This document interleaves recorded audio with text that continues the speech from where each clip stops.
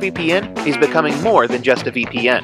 Threat protection will guard your device against malicious websites, malware, trackers, and intrusive ads, even if you're not connected to a VPN server at the time. Step up your cybersecurity and stay safe. Businesses need a platform that allows people to access and manage their office workstation from anywhere and anytime. WebConnect does just that. Our browser-based desktop platform enables you to seamlessly migrate your office into a private cloud, giving you total control of your desktop, files, and important data.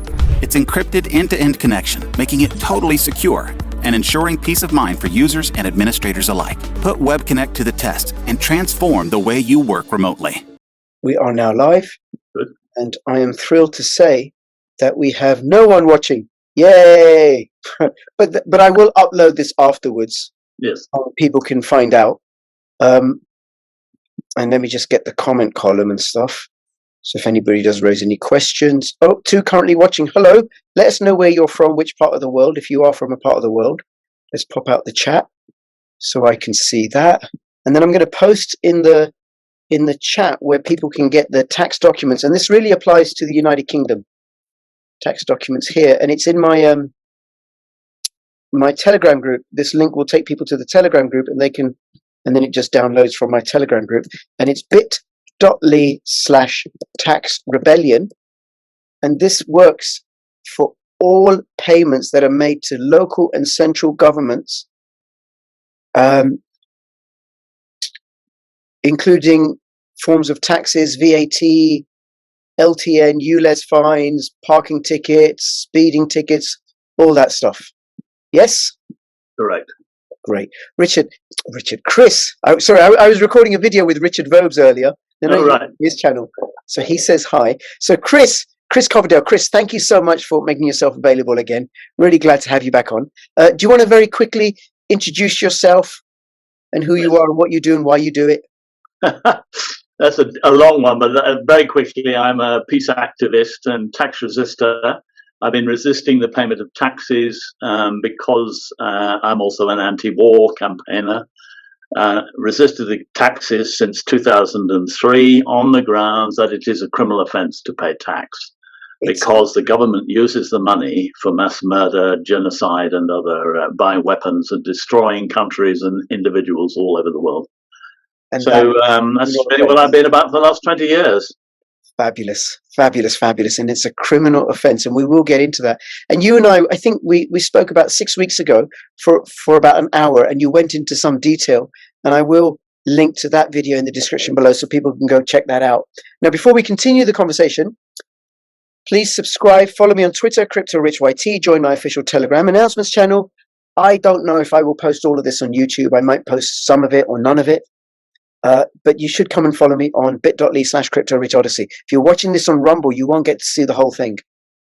You've got to come over to Odyssey, bit.ly/CryptoRichOdyssey, and email sign up, no KYC, it's completely free, and then you can earn crypto for watching videos, including for watching my videos, which I greatly really appreciate. And also, please send me comments. Why are you here? What do you want to get out of this? And do you want to pay tax or do you want to pay your LTN and Ulez fines? Because Ulez starts in 2 weeks. Yes. The 1707 Act of Union, there should be no hindrance on travel and movement and trade within the United Kingdom, within England and Scotland. But apparently the Mayor of London says otherwise. Okay, Chris. So well, if there's anything you want to say, but also give a short overview of how it works for anybody who's new to this conversation. Right. Very briefly, in working on trying to stop war, I discovered that 2 criminal offences had been passed in Britain as a result of 2 very important international treaties. The criminal offences were brought into law in this country under the International Criminal Court Act 2001 and the Terrorism Act 2000. And those 2 acts make it a criminal offence to pay money to somebody else if you know or suspect that it may be used for purposes of terrorism, war, genocide, crimes against humanity, or war crimes. So as a result of that, I stopped paying tax in 2003, sorry, and mainly council tax at that time. And broadly, I spent nearly 10 years trying to persuade Parliament, local governments, the government and the government departments to uphold and enforce these laws. The two international statutes are the most important we've ever signed, basically. The UN Charter, based on the UN Charter in 1945, which is the single most important international law governing relationships between states. Mm-hmm. So, as a result of all of this, I looked into the laws of war and discovered that it is not only a criminal offence, the worst criminal offence it is possible to commit, to wage war, to go to war and attack other people in their countries, murdering and killing people and destroying their property. That is the worst crime you can commit. And in doing so, you are committing crimes of genocide, crimes against humanity and war crimes. And by paying tax in this country, we are funding these crimes. The government could not wage war if it did not have the support of taxpayers. And unfortunately, for the last 300 years, taxpayers have been supporting the government on the belief that they were doing everything lawfully. Yeah. And absolutely not. They've been committing the worst crimes known to mankind, certainly since the Second World War, every year. And the taxpayers we carry on paying taxes. We carry on paying fines and fees and all the other money that goes to the government. It is a criminal offence and has been since 2000 and 2001 in this country. And committing that offence is punishable under the Terrorism Act 2000, sections 15 to 18, punishable by up to 14 years in prison. And committing the same thing of paying for genocide, crimes against humanity and war crimes under the International Criminal Court Act is punishable by up to 30 years in prison. And nobody knows these laws. They are there. There are laws, and we do nothing about them. So we've got to do something now to uphold and enforce those laws. So that's really what I'm about, is trying to run a campaign, a civil obedience campaign, to get our leaders to uphold, obey, and enforce the laws of war and peace. Okay. And I remember you said on the other video that we recorded, you haven't paid council tax since 2016 because you've produced a set of documents. And how you do that is, how people don't pay tax is they use the same methods that the ultra uber elite that lord it over us use, which is they set up trusts. You put the money in a trust, which it could be in a bank account in your name, but it's dedicated to that. You let them know the money's in trust or 10% in consideration of this tax, and I will pay the tax, provided you provide me incontrovertible proof that I'm not committing a criminal act according to these acts of legislation. And I'm doing a synopsis of it. And since then, they have left you alone, pretty much. Yes, absolutely. Prior to that, I was just refusing to pay it. But by putting it into trust, the important thing to remember is that you're paying the tax on conditions. And the important bit is to put the conditions down and say, you can have the money. Of course you can have the money, providing you act lawfully. You use it for lawful purposes and not for criminal purposes. Now, because we know that every year for the past 75 years, our government has used some of our money for criminal purposes, everyone who's been paying tax has been participating in those crimes. And so whatever the offence that they want you to pay the money for, when you pay a Ulez fine, for instance, regardless of the Ulez law, if you hand that money over to whoever charges you for it, the GLA probably, whatever it is, if you hand that money to the GLA, you are committing a serious crime. Because you know that when the money goes to the GLA, it goes into the government's consolidated fund. Now, that is the fund in which all taxes in this country go into one pot. And out of that pot, they take all expenditures. And that's the way the government has been operating in Britain since 1787.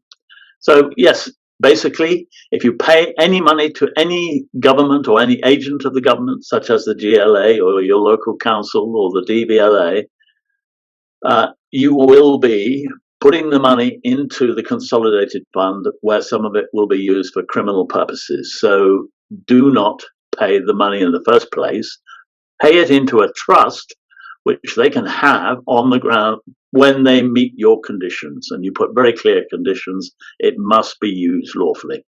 Right, which makes sense. And then it also recognizes that this is a contract. This is an agreement. Yes. Yeah, now, something I want to go back to. I recorded a video with Tom Luongo and Alex Trainer. They're both macroeconomic, political, financial analysts. They're on my channel regularly. Alex said that the income tax, and I think he was talking about the United States, started in 1914 at a 1% rate in order to fund the First World War.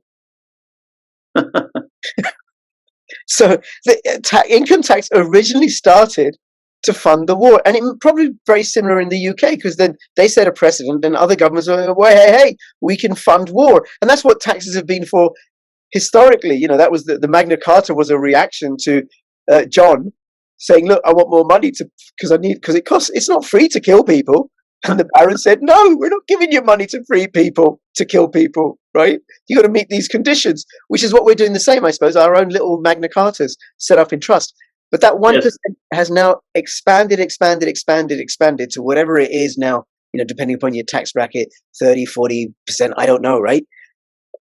And with a veneer of civility. Oh, it's for the NHS. Oh, it's for the education. Oh, it's for the roads. No, it's for war and for building 15-minute open-air ghettos and for offering, imposing vax mandates on us, putting poisons in our body. No, and robbing us of our liberties and flooding our rivers with sewage and allowing boatloads of people to come in that aren't vetted in any way, for whom there are no jobs, and for housing them in hotels and not taking care of our own homeless, and for sending whatever money may be left over to Ukraine to kill more people. Yes. That's been the way in this country since 1789, I think, when William Pitt, wanting to defend the country, more arms and weapons and troops, defending the country against the Napoleonic Wars, introduced the income tax in this country. And it was supposed to be a temporary thing, just to for that Napoleonic War. But we've been raising income tax ever since. And it has to be, for the armed forces, this has to be one of the things in the 1688 Bill of Rights was that we would never have a standing army. And if we had to have an army, it had to be funded just for 1 year for that particular purpose that it was done so. So what they do is that they set a new Act of Parliament every year to fund the armed forces. And that is another area that just, you know, people don't understand. And we must stop that funding. You know, if we stop the funding, then they can't fight the wars. Yeah, okay. Now, the Bill of Rights, because I mentioned this in the other video, right? But I don't remember that bit about the standing army. I believe it may have been the Union Act. Act of Union. Okay, I can't remember which one it was. It was around that time, anyway. But the Bill of Rights is still like in force, in effect. And I think I asked you this before, that they can't get rid of it. The 1688. No, I agree. They can't get rid of it because it's what gives them their power and sets them up as our representatives. Absolutely. And I don't know a lot about this, I have to say, Rich. Right. It's not my area, but I picking up from other people. Absolutely. You know, that's what we said at the time when bringing in a new Dutch king to rule us. Yes. He had no power. We were supposed to make the rules, and one of the rules was no standing army. Right. Anyway, okay. Now, so I've said to you that I'm going to do this. I have a capital gains tax bill that's due. Yeah. And so what you're saying, and I'll link to again, it's bit.ly/tax rebellion, which will take you to a link in my Telegram group, because you're still setting up a website, and then people can download the documents there. It's a trust form. I fill it out. I keep the original. I have to have it witnessed. I keep the original. I send the copy to HMRC. with all the documentation, right? Now, I've had my tax bill calculated, and the payment isn't due until the end of January 2024. At what point do I let the HMRC know that I'm not going to be paying? Good question. I think in your case, the sooner you do it, the better. The important bit must be after you have signed and witnessed your document. Right. Because what you have done, when you sign, witness, and date the document, you pay the inheritance tax or the capital gains tax. So from that moment, you have paid it, but on conditions. And you must make sure that you understand the 4 conditions that you've put in paragraph 8 of the document. And they're quite tough. There's no chance of them meeting them. But if perchance they did meet them, including the arrest of the top 1,000 war criminals, then you would need to start paying your capital gains tax. You know, Chris, sorry, I'd just be satisfied if they arrested Tony Blair. That would do it for me. Well, that'd be a good start, wouldn't it? It would be a good start. Okay. All right. Now, and I just want to say, it does apply. Capital gains tax is one of the big taxes that they get you for. And I've just been talking to a couple of people. One was for capital gains tax of about £600,000. And she was saying to me, do I need to? This is really excruciating. We don't have the cash, and £600,000 will bankrupt us. Because we put our money, the original money on which the thing was done, into buying the property, which we're now on. So basically, she is saying, will it help? And I say, don't pay a single penny of it. If you fill in the form correctly and you have a clear letter to the Revenue and Customs saying the legal basis on which you are refusing to pay the money and the conditions that you need met for them to carry on charging you, then you will be covered because you have paid the money. That's the first sentence in the declaration. Okay, but how does that work with trust? Why are trusts so immune? Why can't they just go and get the money anyway or something? Because the money no longer belongs to you. You put it in trust. It's rather like you say in a will, mm-hmm. I'll leave 100 grand to Charlie Boy, my grandson, on conditions, whatever you write the conditions in there. He doesn't marry, so on, and he joins the family firm, or he gets his university degree, or whatever it is. And if he doesn't get that, you need to write into the trust where the money goes if he doesn't achieve those conditions. If he does achieve those conditions, your trustee must then hand the money to him. So you can no longer get it back. As soon as you put your money in trust, you have given it away. It belongs to somebody else. And even if that somebody else is me as the trustee, which is something that you said in the original video, right? So what is it about trust that does that? I don't understand. Why can't they then just go to the trust and get the money? Because the trust has not had the inheritance tax or capital gains tax. It is you that have had the capital gains tax. Okay, so they have to tax you, not the trust. Okay, this is why our leaders put all their money overseas in trusts. And it no longer belongs to them, but the trustees have to meet the conditions of the trust, which in one way or another will bring it back to their families or to other people they work with and so on, different companies. And it's a scam, basically, and has been going for hundreds of years. And it's about time we started to use it for our benefit rather than just allowing the leaders to use it for their benefit. Right. It's a scam that's in favor of the rich. And what you're actually doing is decentralizing and distributing and democratizing that scam. Absolutely. That's a brilliant way of putting it, Rick. we can all benefit from that scam. But couldn't HMRC then come to... Now, but anybody watching this, I'm saying HMRC, but it's the same deal for your local authority when it comes to any ULEZ or LTN fines or parking tickets or income tax and all that other stuff, right? Couldn't they then come to me and say, look, you owe us the tax, you still got to pay? They will say that. They will come to you and say it over and over again. And I'm saying, don't forget how that money is being used. You seem to have forgotten that. you are using that money to murder innocent men, women, and children, destroy their homes and livelihoods, and ruin their countries. And all right, Chris. sorry about all that. I'm afraid we have to put up with it these days. They more and more they're cancelling me wherever they can. Wow. Okay. Well, anybody who's watching this, please share this video. Please share that bit.ly link. And I know you're going to get your website set up, but this is something that could grow and grow and grow and grow, because tax rebellions have been successful and effective, like the poll tax rebellion, like the Glasgow rent strike, and many others throughout history. And I think before we were talking about trust funds. Yes. What they would say. Okay. So the thing I can't. Do you want me to recap very quickly? Yes. I mean, the real issue is that the rich have been using these, and not you, rich.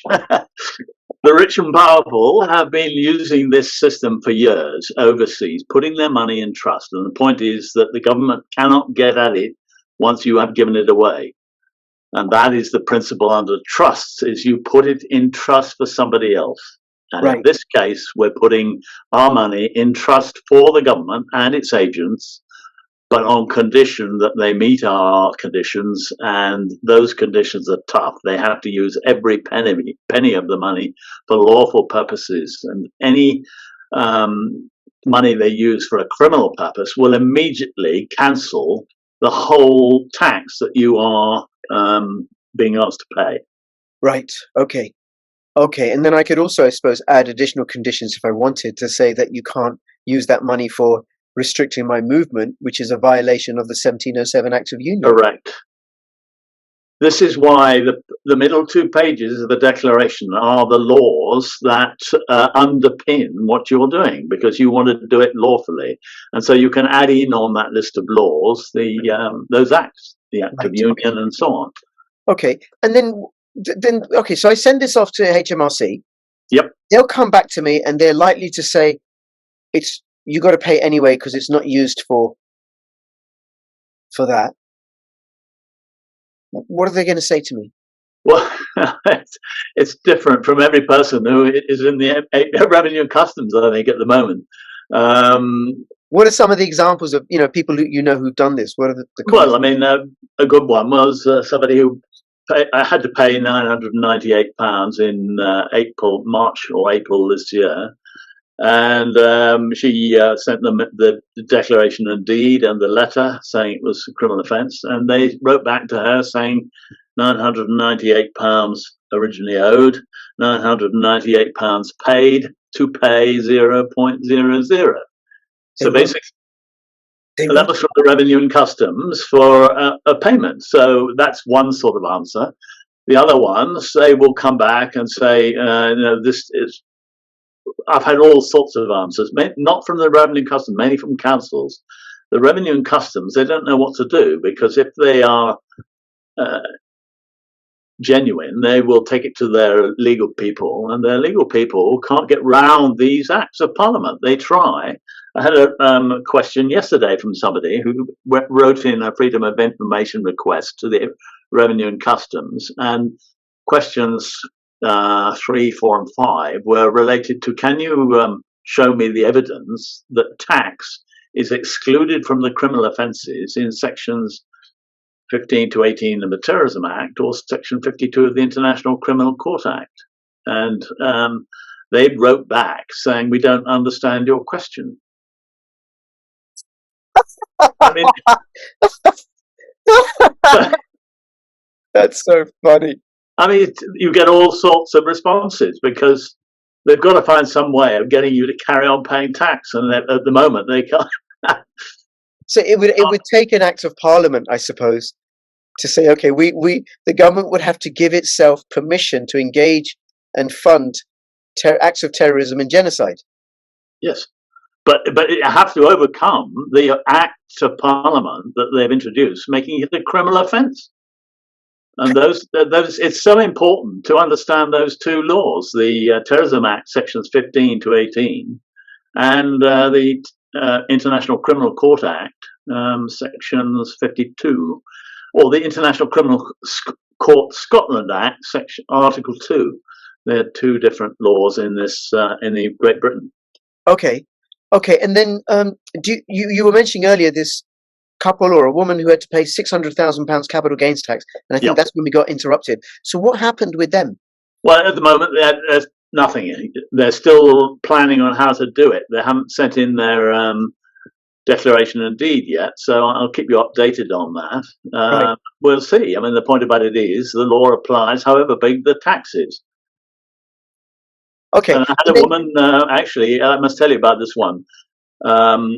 Very nice woman who lives in Australia, but whose mother was living over here, and she died recently. And she's come over to the UK and finds that her inheritance tax bill for property in both Australia and here is about £1.2 million.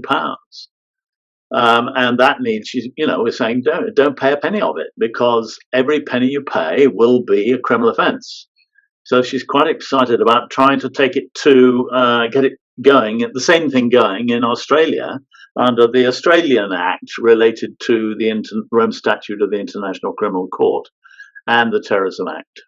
right. So is it safe to assume that other common law jurisdictions, like the former colonies of Britain, including the United States and Pakistan and all of that, right, and Australia, New Zealand, and Canada, have these legislation in place? Yeah, most of them do, and the important thing is you can check it out in detail by looking on the website for the Rome Statute of the International Criminal Court to clarify which states are states parties to the convention or the statute, and they have a list of states parties and the date they became a states party.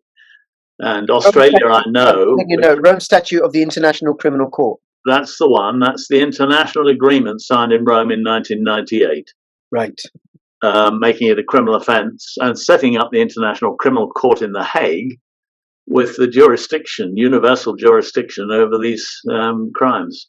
Okay, so then the United States, Russia, and China, I think they're not signed up to the International Criminal Court. I don't think so. No, none of them are.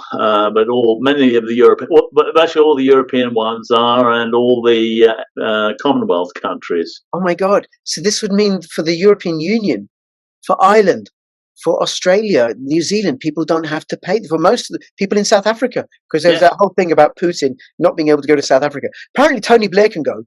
He's fighting. Well, yeah, they need to arrest him when he does. Yes, absolutely. They'll try and do a private criminal prosecution and a citizen's arrest in South Africa.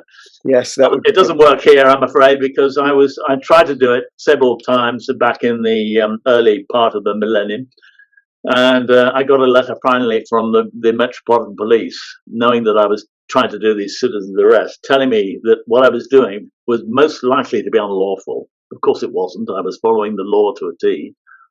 And they said, and we'd like to remind you, Mr. Coverdale, that ministers are accompanied 24/7 by an armed police officer with authority to shoot if he believes his minister's life is in danger. Yeah. So, I mean, you can't get a clearer warning than that. Don't do a citizen's arrest of a government minister. Yeah. I mean, it was. You're so disposed to violence, Chris. I can just tell. Opposed, yes, absolutely. And actually, for people, I'm not going to say this. Let me move on then. Okay, do you have examples of where people have used this successfully, and also people that have used this process unsuccessfully? Yeah, I mean, there's small examples of using it successfully. The main principal one is that they don't know what to do, so they don't do anything. So my example, I haven't paid since 2006. So I know I'm being 2006 or 2016? No, it's 2016. I know I've been successul because each year now I get a letter at the beginning of the year saying I owe so much council tax, and they said in the letter, our records show you owe us £312. Now, if they'd been totting it all up since 2016, it would be well over £10,000. So what they do is every year they just sort of cancel it as an unpayable person or whatever it is, and start again sending out the same old letters and summons and liability orders and everything else. So every year they write it off, and then every year when the next one becomes due, they send you a bill, and then every year you fill in the trust form, you get it witnessed, you send them a copy with the other paperwork, and then every year they leave you alone, they write it off, and they come back to you in the next tax year. Well, that's what's happened with me in Hastings Borough Council. Wow. But it happens differently all around the country because no two people respond the same, or organisations respond the same. So you get all sorts of strange things being said. Okay, well, give me some examples of where people have been successful, if you can think of any. Well, I mean, as I say, that one for the Revenue and Customs, council tax. One of my colleagues here sent his in, and he got a letter back saying, "Thank you, we've received your payment." Wow. Because he had paid his tax by filling in the form. So they've obviously just written it off. Or what they've done, because we don't really need to pay any tax, because they can just press a button and print more pounds, right? Like they did for the lockdown and everything. Okay. So I mean, that's what they do. They're doing all sorts of things like this. But as I say, the most important thing is that you get no response at all, because they know that if they do take it to court, these are the criminal laws. They could be sent to prison for 30 years. Wow. Okay, because it's an offence for them to ask for the money. So it's and an to collect it and to put it into the consolidated fund. And then that individual who's engaged in that is liable, personally liable. It's not the council; it's the individual council officer or councillor. Wow. And does the paperwork make it clear that the individual will be liable? Yeah, I mean this is the difference between civil law and criminal law. And criminal law makes it an offence for individuals. You do not charge a company with a crime. You charge the individuals with it, the company directors or anything else with murder or whatever it is. You can't actually charge a country or a company with a criminal offence. You have to charge the individual. It's always for individuals. So it's the individual who is asking for the money from the council or signing the letter of the demand from the Revenue and Customs, who could be sent to prison for 30 years alongside those who've committed the crimes. Wow. And like the boss, Jim Harrow, I think, is the collector of taxes at the Treasury. Now, we sent several letters to him. He just sends them back down and treats them as complaints. So they're not complaints at all. Well, there is an implicit complaint. I'm upset that you're pissed off that you're using this money to go and kill people. Stop it. Yes, exactly. That's right. And here's how I'm registering my complaint. Okay. And what about people that have been unsuccessful? Any examples of those? Well, I haven't had any recently. I mean, since we only started this particular approach in December and January of this year, really. So nobody's been hauled off or forced to pay, or I mean, one or two people have had the bailiffs round, that sort of thing. But you just get rid of the bailiffs; they're acting criminally. Well, because they're not bailiffs; they're debt collectors, and they're asking. Some of them are debt collectors, some of them bailiffs. It depends which, but you're absolutely right. But they're committing a criminal offence by asking for money that will go towards genocide and actual terrorism. Yes. In violation of the International Criminal Court Act of 2001 and the Terrorism Act of 2000. Okay. Quite correct. And this applies to LTNs and Ulez. And I want to say that because the Ulez will start in London at the end of August. And so if somebody gets and what that is, if people who don't know, it's a low traffic network. You have to have a car that meets certain emission standards. And if you don't, you have to pay £12.50 a day. Because apparently £12.50 a day means that there's no pollution. You pay more taxes and then pollution just ends. You drive around, right? What should they do? Should they wait till they get the notice? Well, I mean, yes. The important thing, you can't actually do anything until you receive a notice in terms of criminal law, because you have to wait until the criminal act has happened. And the criminal act is asking you to pay the fine. Now, so keep Chris, that. Just on that, Chris, the criminal act is when they ask you to pay the fine. The criminal act is not when you drive and don't pay, because that's a civil disagreement, because there's no crime being committed except and I want to get this across for people, right? The mayor of London has decided that you have to pay £12.50 to drive around. And he's using his powers, his statutory powers under regulations, but they were given to him by legislation. And that legislation is founded on common law and case law principles. But regulations don't override legislation. And particularly criminal international legislation. Right. Which is not only there is that, you see, we've got this international statute, the Rome Statute of the International Criminal Court, which has been brought into English and Welsh, Scottish and Northern Ireland law. And so as the International Criminal Court Act or the International Criminal Court Scotland Act. So those take precedent as the most serious crimes you can commit, take precedent over any of the ULEZ or low traffic neighborhood regulations. Okay. So all right. So thank you. So the criminal offences when they ask you for the money, and then you send back the trust forms and everything. Correct. And you sign it. Make sure it is. You put whatever the fee is, both for all your taxes and the expected amount of ULEZ fine. So I mean, if you've got say £12.50 a day, and you're expecting to drive for say 6 days a week for 3 months, top that all up and put that figure plus any of your tax in the top line of your declaration and deed.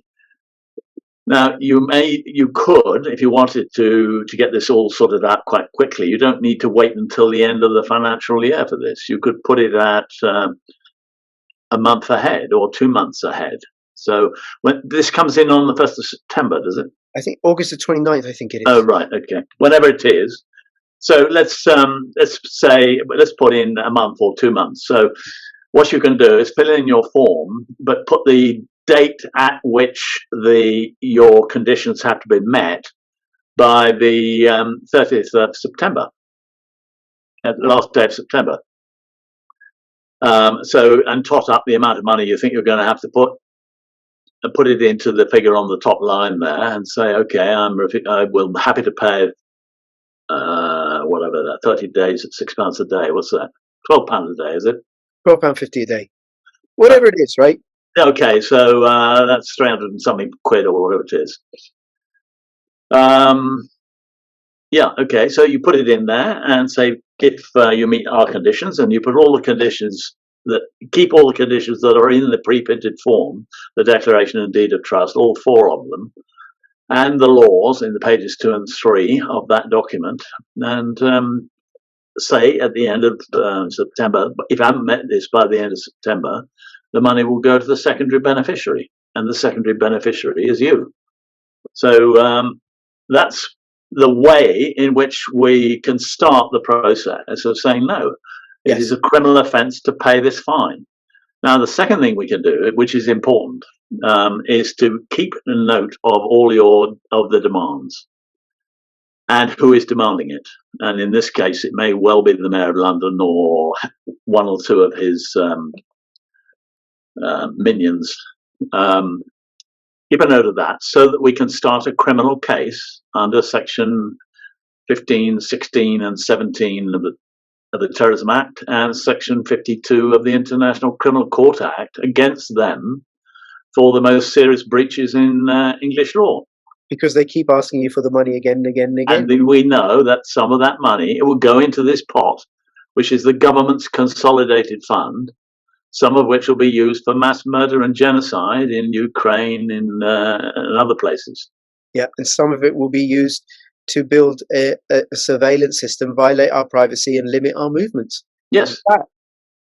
And you can start to put these other things into the documentation. At the moment, we've just put things in that are the most appalling crimes of mass murder and genocide, for which they could be imprisoned for 30 years. It'd be nice to get the leader of the Commons and the Prime Minister and the Mayor of London in prison for 30 years. It'd be, if we get a conviction like that, it'd be great. Yeah, and I'm determined to try and do it. So we will need people's evidence to show that they have been breaking the law. So keep a hold of it, and we'll start to gather it in perhaps a couple of months' time when we start up a criminal case. Yep. And then long before that, this whole process, if enough people do this, this will slow it down and make the whole LTN Ulez system too expensive, too top heavy. It will just break, just like the Soviet Union got too bureaucratic and too expensive, all those controls. And the same with the poll tax. It just ain't going to fly, and they'll have to write off the money, and they're going to be starved of funds, and they're not going to be able to build these digital prisons for us. Yes. Because the parties, Labour, Liberal, Lib Dems and Greens and the Tories, they're not going to do this for us. We have to say, no, you are our representatives. You don't get to imprison us. You don't get to use our money for killing people without our consent, and we don't agree, and that's why these laws are in place, right? Okay, now I've got somebody very, very close to me who completely supports this. She's on board with me and everything, right? But isn't the kind of person not ballsy like me, like, okay, I'll have a go. I'm the one who went to all the anti-war demos and stuff like that, right? And got involved in the anti-poll tax demo. Oh, Chris, we lost you again. Oh, God. Yes, I'm sorry. It's happened again. They've closed me down again. Okay. All right. No worries. Well, look, we're going to maybe... I'll be back. It might be quicker this time. Okay. All right. Well, I was just explaining the answer you gave to me before we started recording, which is to say to this person, it's a criminal offense to pay that money. It is anyway. So by paying that money, I'm committing a criminal offense. By asking for that money, the agencies are committing a criminal offense. And it's just really, really useful that people spread the word. With the way that they're shutting you down, Chris, with Zoom and stuff, and who knows what might happen to me when they find out where I am, because I'm not all that private and secret, right? Is we have to use word of mouth and the decentralized communication systems that we have, the censorship resistant systems that we have, to spread this word. Let people, there are a couple of Telegram groups, let people know on those Telegram groups. Share this video far and wide. Go and post it on your censorship resistant platform. I don't care, right? Whatever gets this message out. Because when I was 18, I joined the anti-apartheid movement. And one of the things that appalled me about what was happening in South Africa then were pass laws that people had to give a pass to get in and out of their own country. You talk move from one part of their city to another. No, that ain't right. The government doesn't get to do that, and they're not going to do that here. LTNs and Ulez will fail. Far too much resistance, far too anti-human, going against our inalienable right, the right to free movement. This is not the Soviet Union. This is not apartheid South Africa, nor will it become like those places. Yeah. Okay. Now, I've got some other questions for you that people have asked me and stuff. So, Can you hear me all right? Yeah, I can hear you absolutely fine. Thank you, Chris. So what about someone's got a self-employed business? They could also use this process for their business, not have to pay income tax for their business. They're a limited company, not have to pay VAT if they're VAT registered. Do you know of examples where people have done that or are trying? Some people have started that. There's a guy in East London who refused to pay, I think it was about £30,000 through his business, which included, I think, PAYE and national insurance and VAT and corporation taxes and business rates and things like that. And he started up at least 2.5, nearly 3 months ago, and hasn't heard anything. Wow. Oh, we really have to spread the word. We really got to let people know about this. Because they don't know what to do. So the best thing they can do is just sort of leave it and carry on with those people who are prepared to pay. Yeah. And then it becomes more expensive for them. And then at some point when they find out about this, that they can do this too. What do you mean you didn't pay any council tax? What do you mean you haven't paid any LTL fines? Let me know. I want to do this, right? Okay. Yes. And then what about employed people? Yeah, the same thing applies. I'm basically, I'm speaking to somebody, I'm having a meeting in early September with a guy who has 30-something employees and wants to set up a trust for the PAYE and national insurance payments, because he knows that if he hands them over, he's committing a criminal offence. So he needs to put it in trust for the employees, well, as secondary beneficiaries, but for the government as the primary beneficiary. So he will put that money in trust for 3 months, let's say, for the primary beneficiary being the revenue and customs in that case, and the government and the local council. And then after 3 months, if they haven't met the conditions, the money comes back to the employees, because it's mainly the PAYE and national insurance will come back to them, and the business rates will come back to the business, if you like. Right. Okay. All right. Now, what about the other way, where, for example, someone's working for a corporation or a government agency or a large company, and the PAYE, the pay as you earn income tax, is taxed at source, and so's the national insurance contributions. What can they do? Well, basically, they have to inform their managers, so directors, of the law, and say, look, I've just discovered that it is a criminal offence to hand over this money, to allow this money to go to the government, and you are taking my money, PAYE and national insurance, and handing it to the government. That is a criminal offence under section 15.1, 15.2 and 15.3 of the Terrorism Act. Now, I'm keen not to commit a criminal offence, and I would hope that you are keen not to commit a criminal offence, and you, on behalf of all our employees, should look into this and start a fund, a trust, and put the money in trust until the government proves to us that it is not committing these criminal offences. So we have to actually persuade company directors and others to uphold and enforce the law. Now, they, like every other citizen in the UK, they don't know these laws.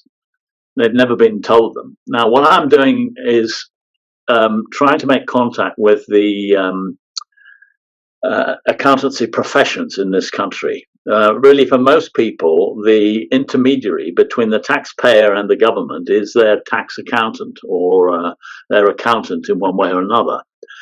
And the accountants need to know these laws more than anybody else, because every time they deal with your accounts and ask you to pay money to Revenue and Customs, or pay it on your behalf, and you've given it over to them to pay on your behalf, they are committing serious crimes as well as you. So there's nobody better placed, in a sense, to stop paying tax lawfully. Okay. Okay. No, what if someone is working for the HMRC?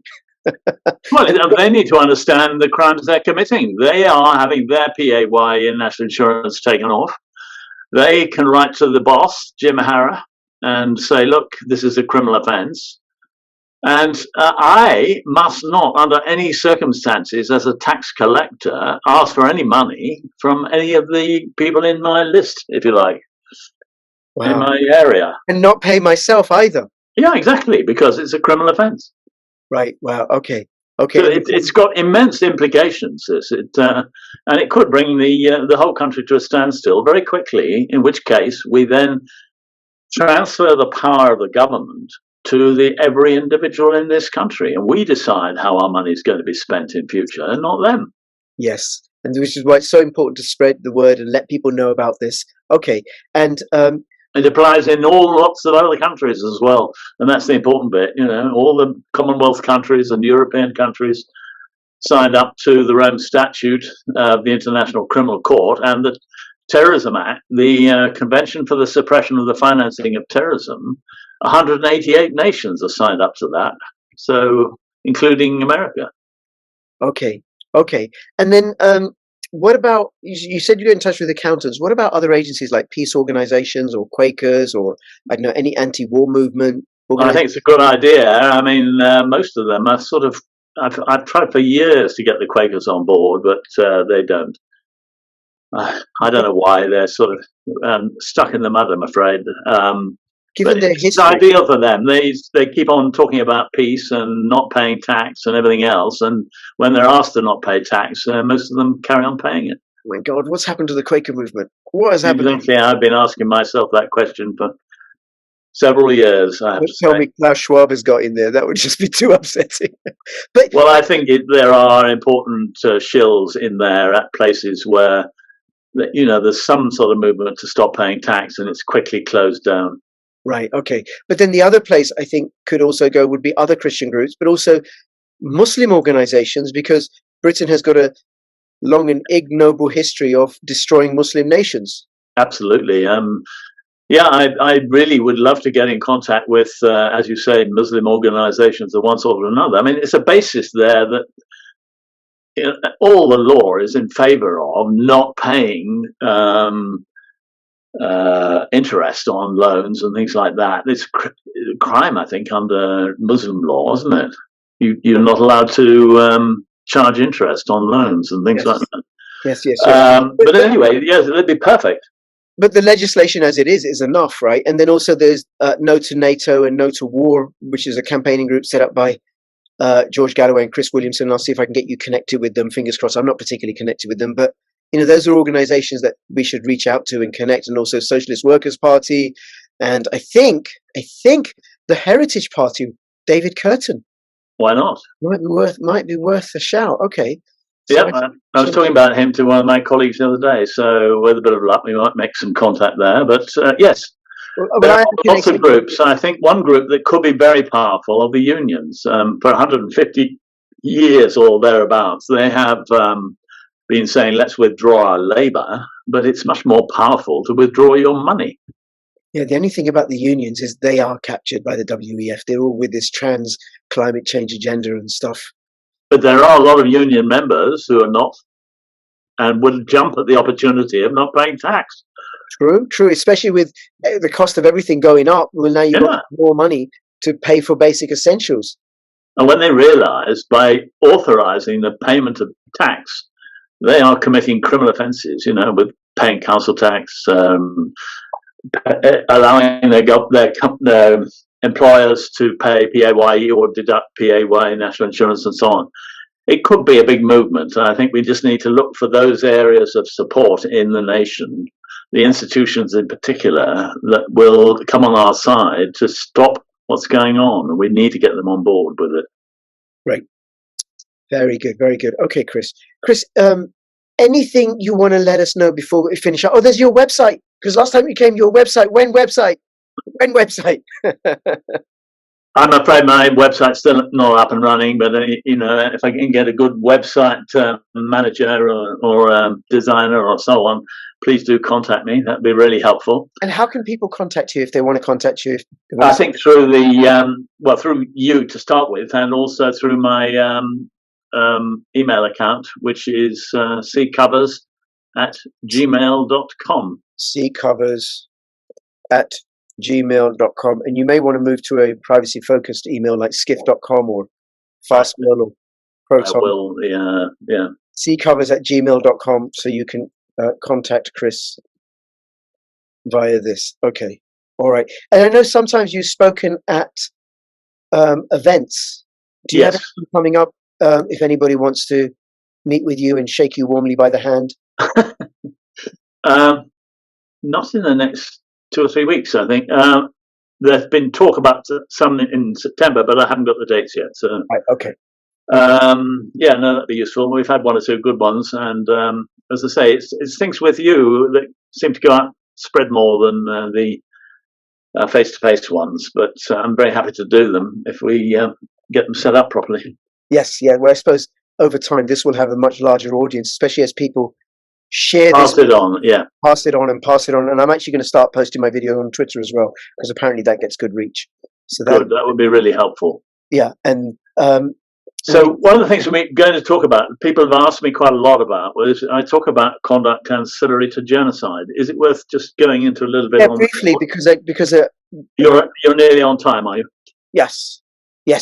Well, I think the important bit to realise is that whenever we pay tax, we are committing a criminal offence of conduct ancillary to genocide. And genocide, we know, is committed whenever our government kills one or more persons, members of a national, ethnic, racial or religious group, intentionally as part of a widespread policy. And that's what we do when we go to war. Yeah. You fire a cruise missile into anywhere, or drop a bomb or whatever it is, when it lands, it will explode and kill anybody in the vicinity. And those people have done nothing to us. They are totally innocent, totally unsuspecting of this crime. And that is a crime of genocide in English law, in international law. So just to keep that in mind, because that is what underpins this determination never to get involved in paying for that.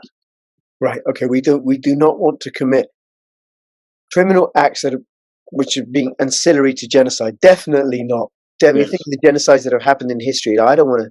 No. I don't want to be ancillary. Support that stuff. No, not at all. Well, we've committed 10 genocides since 2001. Yes, well, we covered that in the first video. I do get it, and 85 military engagements in some form or another since the Second World War, and that's just Britain, not the United States. I think I have this idea of Britain as this. It's still got all its tentacles everywhere as the supreme imperial power that it was. It's just now doing everything in the shadows. Absolutely. Yeah, Chris, it's been an absolute delight talking to you. Look forward to having you again at some point, and you and I shall be in touch. And for people who are watching, please copy this video. If you're on Odyssey, repost it, upload it to your platforms. When it goes out on Twitter, follow me on Twitter, retweet it, and try this out. Because the worst thing I think that can happen is at some point, if you take this on, you may bottle it and then you just pay the money. Job done. That's all they want, right? But even taking it that far slows the whole thing down. And as you said, Chris, as you told us, they don't know what to do. They're trapped. And actually, Chris, another point I want to make, right? They think they've got themselves in such a muddle with this, right? Their creation. They're going to give us CBDCs. Are you kidding? You think that's going to work? No, we're not going to give them money for CBDCs. You don't get to do that. All right? Correct. So don't pay any taxes or fines or levies. We're going to starve them of funds. We're going to starve them of their salary. They work for us, and their job is to empower us and serve us, not to imprison us in their digital prisons. Perfect way to end. Thank you. This is Crypto Rich and Crypto Chris. Keep filling your pockets with freedom. Signing out. All the best. Bye-bye. Thanks.